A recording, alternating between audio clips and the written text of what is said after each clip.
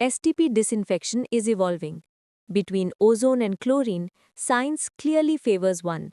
No toxic residues, faster action, cleaner water. Ozone is one of the most powerful oxidizing agents known, with an oxidation potential of 2.07 volts, significantly higher than chlorine. When introduced into STP-treated water, ozone directly attacks microbial cell walls. Studies show it can disrupt up to 95% of E. coli membranes, leading to rapid inactivation.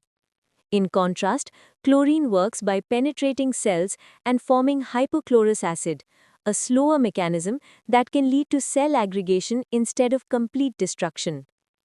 But the difference doesn't stop there.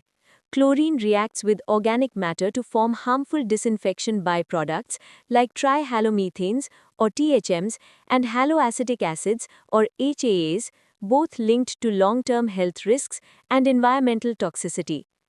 Ozone, on the other hand, decomposes naturally back into oxygen. It may form short-lived aldehydes during oxidation, but these are transient and far less persistent in the environment.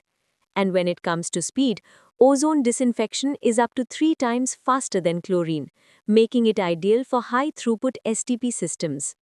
Ozonation is used in STP tertiary treatment in countries like France, Germany, Denmark, Namibia, UAE, Abu Dhabi, Saudi Arabia, Vietnam, and Canada, often for advanced reuse amid stricter regulations.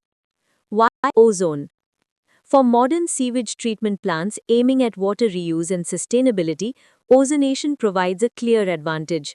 It improves odor control, color removal, and pathogen reduction without leaving behind toxic residues. Peer-reviewed studies like Park et al. 2016 Ozone Disinfection Study and Arana et al. 1999 Ozone Microbial Inactivation Study confirm its superior efficiency and environmental safety.